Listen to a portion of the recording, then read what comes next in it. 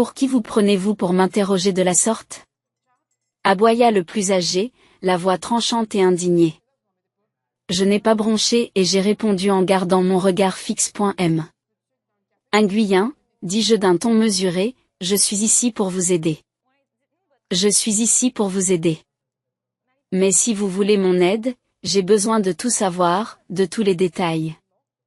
Il a expiré brusquement, son orgueil manifestement blessé, mais il n'a pas insisté davantage. Pendant un moment, il a détourné le regard, secouant la tête. Je m'appelle Daniel, c'est le nom que je me suis choisi quand j'étais petite. Je suis une avocate de 30 ans. Je n'ai jamais porté le nom de famille de ma famille.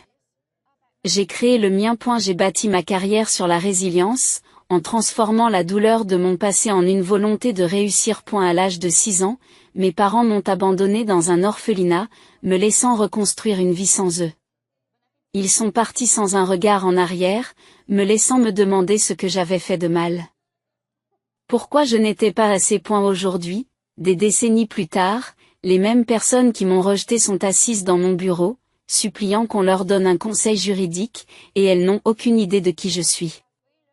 La dernière fois que je les ai vues, j'avais 6 ans. Ce matin-là, ma mère m'avait habillée de ma plus belle tenue, une robe jaune avec des petites marguerites blanches, et m'avait dit que nous allions dans un endroit spécial. Je me souviens d'avoir tenu sa main fermement pendant que nous entrions dans l'orphelinat, la lumière éclatante du soleil à l'extérieur contrastant avec les couloirs faiblement éclairés à l'intérieur. L'air sentait les produits de nettoyage et quelque chose d'autre que je n'arrivais pas à situer, quelque chose de froid, comme le vide. Elle s'est agenouillée devant moi et a balayé une mèche de cheveux de mon visage.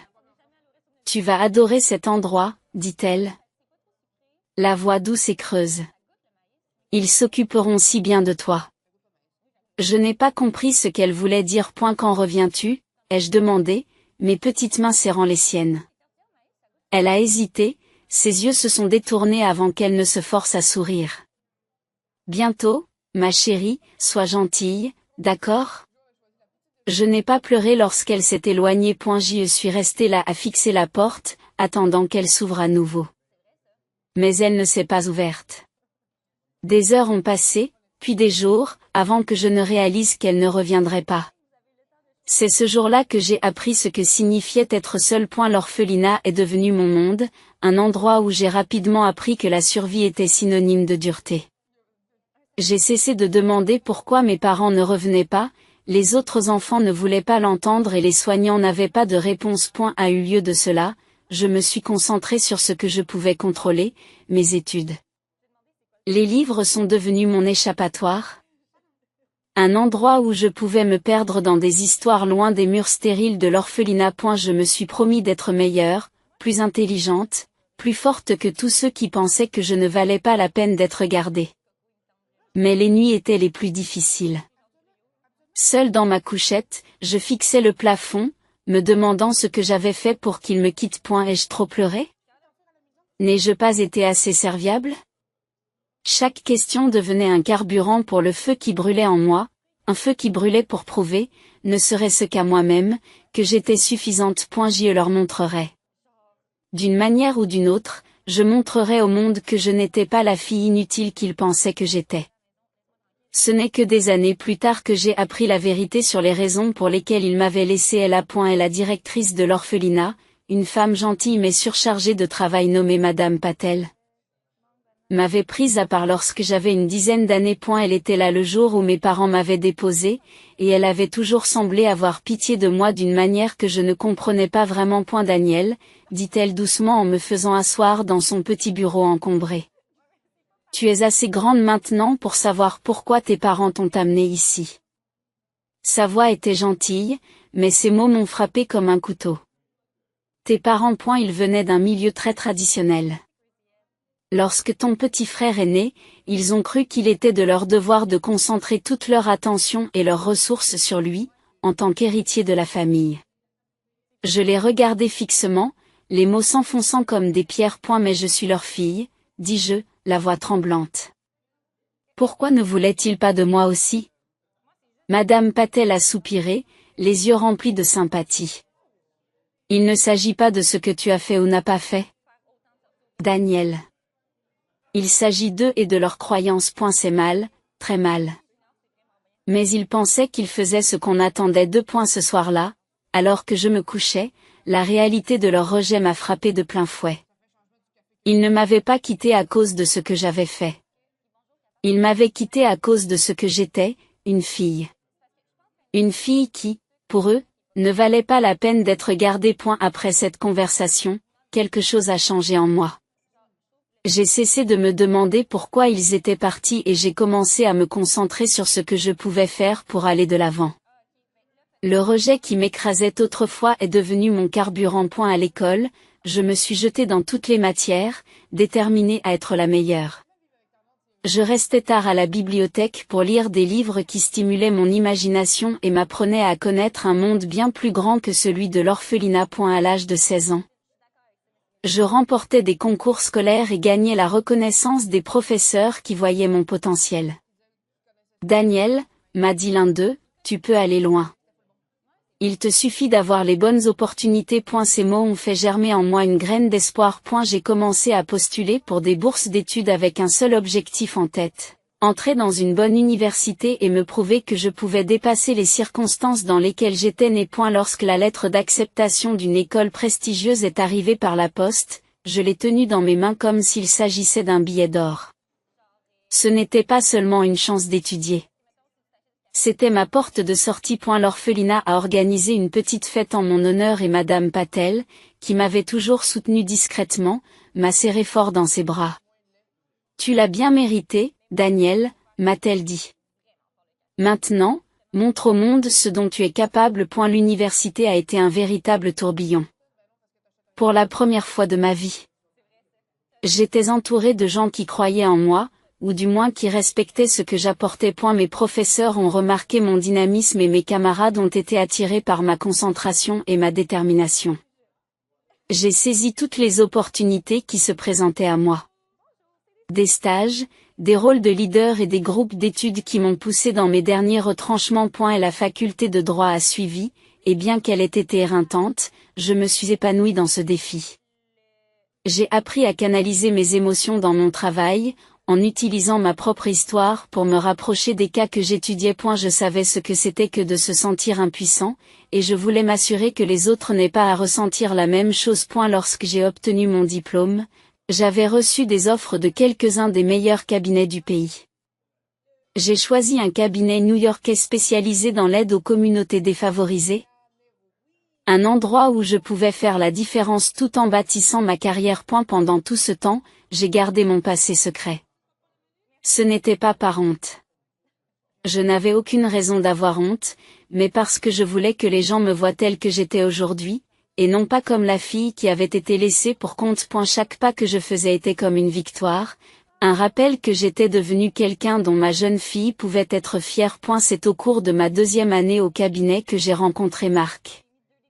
Il était l'un des avocats d'une affaire commune sur laquelle nous travaillions, une affaire compliquée concernant le droit au logement. À début, il n'était qu'un nom parmi d'autres dans une mer de professionnels, mais au fil des semaines, je n'ai pu m'empêcher de remarquer sa chaleur et son sens aigu de l'humour.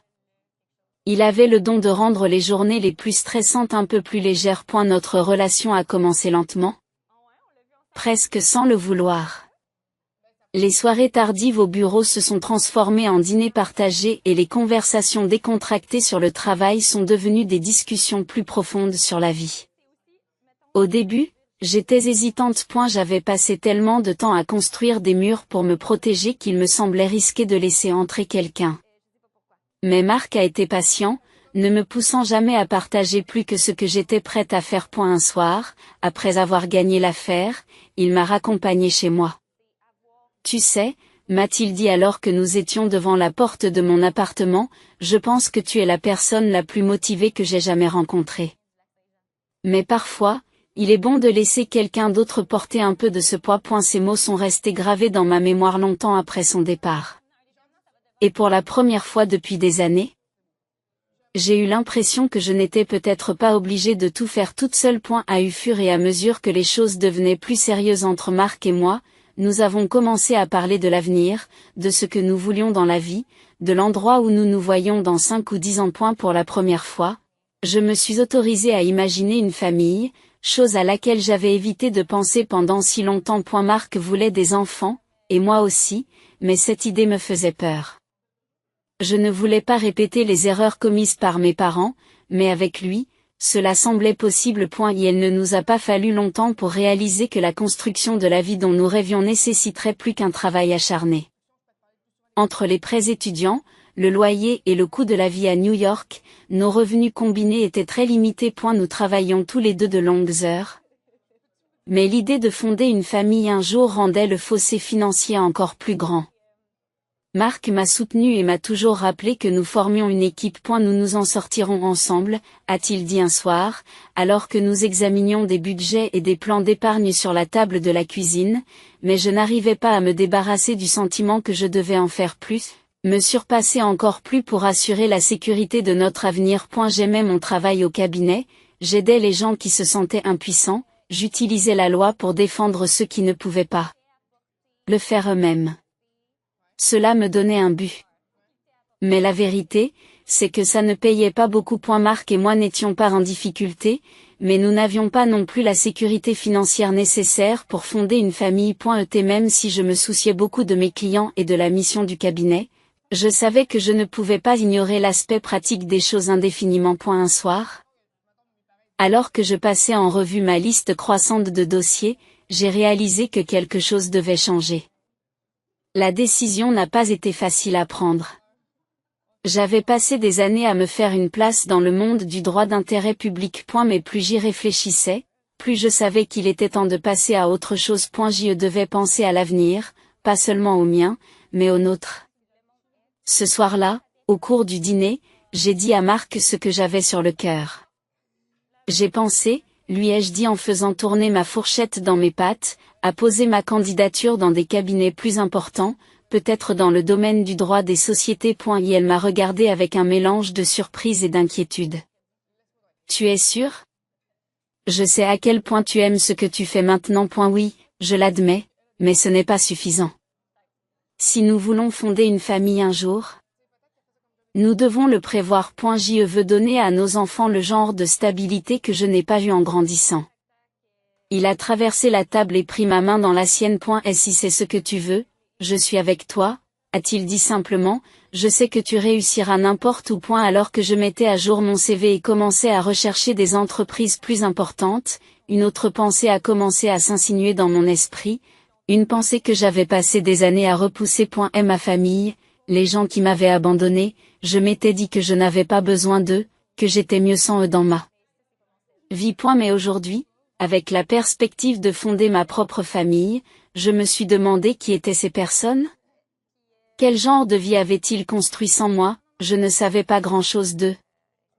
Juste des fragments d'histoire que j'avais rassemblés au fil des ans. Madame Patel avait mentionné une fois qu'ils étaient riches et qu'ils faisaient partie d'une communauté importante. Ce fait m'a toujours choqué. Ils ne m'avaient pas quitté parce qu'ils n'avaient pas les moyens de m'élever. Ils m'avaient quitté parce qu'ils ne voulaient pas de moi. L'amertume était difficile à dissiper, mais la curiosité avait commencé à l'emporter sur la douleur. J'avais besoin d'en savoir plus. Le lendemain, j'ai appelé l'orphelinat. Madame Patel avait pris sa retraite depuis des années, mais la nouvelle directrice, une femme nommée Claire, était gentille et désireuse de m'aider. Nous avons encore quelques-uns de vos dossiers, m'a-t-elle dit. Pourquoi ne pas venir nous voir? Nous pourrions peut-être parler de ce que vous recherchez. J'ai accepté, mais mon estomac s'est serré lorsque j'ai raccroché le téléphone. Je n'étais pas sûre de ce que je trouverais. Mais je savais que je devais faire le premier pas. Quelques jours plus tard, je me suis retrouvée à franchir les portes familières de l'orphelinat. Cela faisait des années que je n'y étais pas allée, mais la vue des murs de briques usés par le temps et le faible son des enfants jouant au loin m'ont rappelé un flot de souvenirs. Claire, la directrice, m'a accueilli chaleureusement, son sourire bienveillant me mettant à l'aise. Entre, Daniel, dit-elle en me conduisant à son bureau. J'ai sorti quelques dossiers qui me semblaient utiles. Nous nous sommes assises et elle a posé un mince dossier sur le bureau entre nous. Mes mains ont légèrement tremblé lorsque je l'ai ouvert, parcourant les pages de notes manuscrites et de formulaires datant de mon admission. Tes parents, commença Claire avec douceur. Il venait d'une famille très aisée. D'après ce que j'ai pu comprendre, il possédait plusieurs entreprises et occupait une place importante dans leur communauté. Elle marque une pause, jaugeant ma réaction. Ils ne vous ont pas quitté à cause de difficultés financières. J'acquiesce, ravalant la boule dans ma gorge. Je m'en doutais, mais l'entendre confirmer n'en était pas moins un coup dur. As-tu d'autres informations sur eux? Demandai-je, la voix plus ferme que je ne le sentais. Claire hésite avant de glisser une photocopie d'un article de journal sur le bureau. Il s'agissait d'un article sur la famille Nguyen, une histoire sur leur succès, leur entreprise en pleine expansion et leur vie parfaite et soignée. Il y avait une photo de mes parents, plus âgés aujourd'hui mais indiscutables, se tenant fièrement à côté d'un jeune homme qui, je le savais, devait être mon frère. Ils avaient l'air si complets, si entiers, comme si je n'avais jamais existé. Après avoir quitté l'orphelinat ce jour-là, j'ai eu l'impression d'être coupé en deux. Une partie de moi cherchait désespérément des réponses, tandis que l'autre hurlait de laisser tomber. À quoi bon déterrer le passé? Ils avaient fait leur choix, et moi le mien. J'avais travaillé trop dur pour laisser leur rejet me définir plus longtemps. J'ai rangé le dossier d'information dans un tiroir à la maison et j'ai décidé de me concentrer sur mon avenir. Quelques semaines plus tard, mes efforts ont porté leurs fruits. J'ai reçu une offre d'un grand cabinet d'avocats d'affaires, exactement le genre d'emploi qui pouvait m'apporter la stabilité dont j'avais besoin pour commencer la vie dont Marc et moi avions rêvé. Le salaire était incroyable et la possibilité de travailler sur des affaires très médiatisées était tout ce que j'avais espéré. Lorsque je l'ai annoncé à Marc, son visage s'est illuminé de fierté. Je savais que tu y arriverais, a-t-il dit en me serrant dans ses bras. Tu le mérites. Daniel. Je me suis jeté à corps perdu dans mon nouveau rôle, déterminé à faire mes preuves une fois de plus. Le travail était difficile, mais la pression me plaisait. Les longues heures passées au bureau me laissaient peu de temps pour m'occuper de ma famille ou des questions que j'avais laissées sans réponse. Pendant un certain temps, il m'a semblé que j'avais fait le bon choix, en laissant le passé là où il devait être. Quelques années ont passé et la vie a changé d'une manière que je n'avais pas imaginée. Marc et moi avons accueilli notre fille, Mia, dans le monde. Un petit paquet de joie parfait qui a bouleversé nos vies de la meilleure façon possible. Devenir mère a fait ressortir un côté de moi que je ne soupçonnais pas. Je voulais donner à Mia tout ce que je n'avais pas eu en grandissant. Un amour inconditionnel, la sécurité et la certitude inébranlable d'être désirée. Parallèlement, ma carrière était florissante. J'étais devenu l'un des plus jeunes avocats principaux du cabinet. Je m'occupais de clients importants et j'étais réputé pour ma précision et mon dynamisme. Les longues heures de travail n'avaient pas disparu, mais avec Mia qui m'attendait à la maison, j'avais trouvé un nouvel équilibre. Marc était mon rock, il intervenait chaque fois que j'avais besoin de rester tard ou de me préparer pour une grosse affaire. Nous étions en train de construire la vie dont nous avions rêvé, une vie fondée sur le respect mutuel et l'amour. Et pourtant, de temps en temps, dans les moments calmes où je berçais Mia pour l'endormir, une ombre du passé s'insinuait. Je pensais aux choix faits par mes parents, à la façon dont ils m'avaient abandonné sans réfléchir. En tenant Mia dans mes bras, je ne pouvais pas comprendre comment quelqu'un pouvait faire cela à son enfant. J'ai repoussé ces pensées, en me disant que cela n'avait pas d'importance. J'avais ma famille maintenant. Celle que j'avais choisie, celle qui comptait. Un matin, je suis entrée dans mon bureau, un café à la main, prête à me plonger dans une nouvelle journée bien remplie de réunions et de préparation de dossiers. Mon assistante a frappé légèrement à la porte au moment où je m'asseyais. Daniel, dit-elle avec un sourire radieux, Monsieur Roberts veut vous voir dans son bureau. Il m'a dit qu'il s'agissait d'un nouveau client. J'ai posé mon café et redressé mon blazer, la curiosité en éveil. Les nouveaux clients représentent toujours un défi passionnant, et je suis fière d'être la personne de référence du cabinet pour les affaires à fort enjeu. Lorsque je suis entrée dans le bureau de Monsieur Roberts, il a levé les yeux d'une pile de documents et m'a fait signe de m'asseoir. Bonjour, Daniel. Commence-t-il en s'adossant à sa chaise. Nous avons un nouveau client important. C'est une affaire un peu compliquée. Une mauvaise gestion financière, des poursuites judiciaires, une faillite potentielle. Une affaire très médiatisée mais discrète, et je pense que vous êtes la personne qu'il faut pour ce travail. Il a fait glisser un dossier sur le bureau dans ma direction. Celui-ci est à vous. J'ai pris le dossier et l'ai ouvert, parcourant la première page. Le nom en haut de la page m'a donné des sueurs froides. Nguyen Holdings, l'entreprise de mes parents. J'ai eu le souffle coupé en regardant ce nom familier, les souvenirs de l'orphelinat et de l'article de journal défraîchi me revenant d'un seul coup. J'ai levé les yeux vers Monsieur Roberts, en m'efforçant de garder un visage neutre. Merci, dis-je d'un ton égal. Je vais commencer tout de suite. J'ai regagné mon bureau, hébété, en serrant le dossier comme s'il risquait de disparaître si je le lâchais. Mon esprit s'emballait, un tourbillon d'émotions que je n'arrivais pas à cerner. Colère, confusion, curiosité. Elles tourbillonnaient tout ensemble. Me laissant à bout de souffle. J'y ai refermé la porte derrière moi et m'assis à mon bureau, fixant le nom sur le dossier. Nguyen Holdings, la société de mes parents. Pendant un long moment, je n'ai pas bougé. J'y suis restée assise, partagée entre l'envie de ranger le dossier dans un tiroir et d'oublier son existence, et celle de me plonger dans tous les détails pour voir jusqu'où ils étaient tombés. Quelles étaient les chances qu'après toutes ces années, il se retrouve dans mon bureau et ait besoin de mon aide. L'ironie amère ne m'a pas échappé. J'avais passé toute ma vie à essayer de les oublier, et maintenant ils étaient là, sur le papier du moins, s'immisçant dans la vie que je m'étais construite. Après un moment d'hésitation, j'ai ouvert le dossier. Si je devais m'occuper de cette affaire, ou décider de ne pas le faire, je devais savoir exactement à quoi j'avais affaire. Les premières pages décrivent les faits essentiels. Nguyen Holdings était au bord de la faillite. Empêtré dans de multiples procès intentés par des créanciers, des partenaires et même d'anciens employés.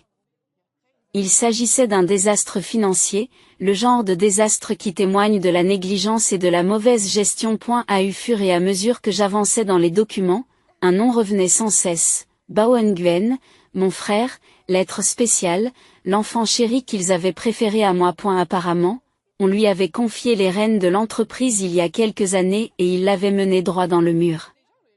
Des investissements mal avisés, l'incapacité à s'adapter aux tendances du marché et des dépenses inconsidérées avaient laissé l'entreprise en ruine. Chaque page que je lisais me faisait l'effet d'un coup de poing dans le ventre. Je me suis adossé à ma chaise, laissant échapper une respiration tremblante. C'était presque poétique. La famille qui m'avait jeté pour donner la priorité à son fils était maintenant au bord de la ruine à cause de lui. J'étais là, leur dernier espoir. La seule personne qui pouvait potentiellement les sauver. L'ironie était aussi tranchante qu'une lame, coupant à travers le tourbillon d'émotions qui tourbillonnait en moi. Ce soir-là, j'ai franchi la porte, tenant toujours le dossier comme s'il allait me glisser entre les doigts. Marc était dans la cuisine, faisant rebondir Mia sur sa hanche tout en remuant une casserole sur le feu. L'odeur du dîner aurait dû être réconfortante, mais je me sentais trop déstabilisée pour y prêter attention. Tu rentres tôt, dit-il avec un sourire chaleureux en me regardant. Tout va bien? J'ai hésité, posant le dossier sur le comptoir. Pas vraiment, ai-je admis. Il y a quelque chose d'important que je dois te dire. Il a immédiatement posé Mia dans son parc et s'est tourné vers moi, l'inquiétude se dessinant sur son visage. Qu'est-ce qui se passe? J'ai pris une grande inspiration et je lui ai tout raconté, le nouveau client. Le nom sur le dossier et l'histoire que j'avais passé tant d'années à essayer de laisser derrière moi. Au fur et à mesure que je parlais, son expression est passée de la surprise à l'incrédulité, puis à la compréhension. Alors, laissez-moi vous expliquer, a-t-il dit, d'une voix calme mais délibérée. Et la famille qui vous a abandonné est maintenant en ruine financière et sa survie dépend de vous? Je croise les bras et m'appuie sur le comptoir. C'est surréaliste, n'est-ce pas? Marc secoue la tête, les sourcils froncés. Qu'est-ce que tu vas faire? Est-ce que tu envisages même de prendre l'affaire? Je soupire et me passe une main dans les cheveux. Je ne sais pas encore, avouai-je, mais je ne peux pas l'ignorer. Je pense qu'il faut que je les rencontre, que je vois comment ils sont maintenant. Peut-être que ça m'aidera à savoir quoi faire. Marc acquiesce lentement, s'appuyant sur le comptoir en face de moi. C'est vrai. Tu as toujours été du genre à regarder les choses en face. Mais, promets-moi une chose. Qu'est-ce que tu me promets? Demandai-je en croisant son regard. Fais ce qui est le mieux pour toi, a-t-il dit. Pas pour eux, ni pour personne d'autre. Tu ne leur dois rien, Daniel. Si tu décides de prendre cette affaire, ce doit être à tes conditions. Ces paroles m'ont frappé de plein fouet, mais j'ai acquiescé. Je m'en souviendrai, dis-je à voix basse. La réunion a lieu demain. Après, je prendrai ma décision. Marc s'est approché et m'a serré dans ses bras. Ses bras étaient une ancre solide contre la tempête d'émotions qui tourbillonnait en moi. Quel que soit ton choix, murmura-t-il, je te soutiens. Le lendemain matin, je me suis assise à mon bureau, fixant le téléphone pendant ce qui m'a semblé être une éternité. Mon assistante avait déjà contacté Nguyen Holdings pour organiser la rencontre.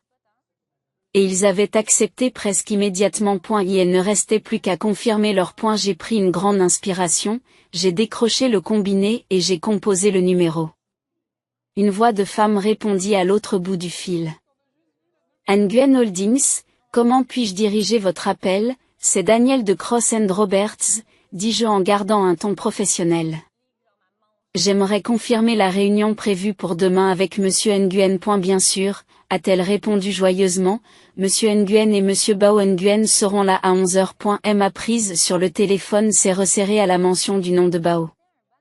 Oui, c'est parfait, dis-je en forçant ma voix à rester stable. Je vous remercie. En raccrochant, mon estomac s'est retourné. Le rendez-vous était fixé. Dans moins de 24 heures, je me retrouverai face à face avec la famille qui m'avait abandonné. Je me suis adossé à ma chaise et j'ai expiré lentement. Quelle que soit l'issue de cette réunion, je savais une chose. J'étais prêt à les affronter. Cette nuit-là. Le sommeil ne vint pas facilement.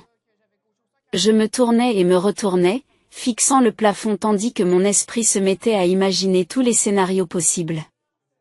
Que dirais-je? Comment réagirait-il? Me reconnaîtrait-il? Chaque fois que je fermais les yeux, les visages de l'article de journal défilaient dans mon esprit. Plus vieux, mais reconnaissable entre tous. Lorsque mon réveil a sonné, j'avais l'impression de ne pas avoir dormi du tout. Le lendemain matin, je me suis préparé avec une concentration presque robotique, choisissant soigneusement un costume noir élégant et attachant mes cheveux en un chignon soigné. Je voulais donner l'impression d'avoir confiance en moi, même si je ne me sentais pas du tout à l'aise. En entrant dans la salle de conférence à 10h50, je me suis donné un dernier discours d'encouragement. Tu as relevé des défis plus difficiles, Daniel. Tu peux y arriver. À 11h30 précise, la porte s'est ouverte et ils sont entrés. Mon père était le premier. Aussi fier et autoritaire que dans mes souvenirs. Derrière lui se trouvait Bao, aux traits plus marqués que sur les photos, mais avec le même air de privilégié. Aucun des deux ne m'a jeté un regard en s'approchant de la table. Madame Daniel, je vous remercie de nous rencontrer, a dit mon père en me tendant la main. Sa voix était polie, professionnelle et totalement dépourvue de reconnaissance. Je lui ai serré la main fermement, mon calme étant irréprochable. Bien sûr, ai-je répondu, je vous en prie, asseyez-vous. Pendant qu'il s'installait, j'ai ouvert le dossier qui se trouvait devant moi et j'ai feuilleté les pages avec un calme délibéré. Entrons dans le vif du sujet, ai-je dit, sur un ton vif et professionnel. D'après ce que j'ai examiné jusqu'à présent, Nguyen Holdings se trouve dans une situation financière précaire. Des années de mauvaise gestion, d'investissements inconsidérés et de poursuites judiciaires de plus en plus nombreuses ont laissé la société au bord de la faillite. Je n'ai pas pu résister. Mon père s'est raidi, son visage a rougi, et je pouvais voir la fierté et la colère monter derrière son apparence calme. Finalement, il a craqué. Pour qui te prends-tu pour m'interroger de la sorte? Aboya-t-il, sa voix résonnant dans la pièce. Pendant un moment, je l'ai regardé fixement, le poids de ses mots se faisant sentir. Il n'en avait aucune idée. Il ne savait pas qui j'étais. Il ne savait pas que la personne assise en face de lui était la même petite fille qu'il avait jugée indigne il y a des années. Et maintenant, je suis là, assise en face de l'homme qui m'a abandonné et qui me demande de l'aide. Une partie de moi a envie de rire de l'absurdité de tout cela. Une autre partie de moi a envie de crier. Il ne me reconnaît même pas. Il ne voit pas la personne que je suis devenue. La personne qui contrôle désormais la suite des événements. Je vous demande donc ce que vous feriez à ma place. Tu l'affronterais ici et maintenant, tu lui arracherais le masque et tu le forcerais à voir la vérité? À voir qui est devenue la personne qui l'a abandonné, prendriez-vous l'affaire en main et lui montreriez-vous que je suis plus forte qu'il ne l'a jamais cru?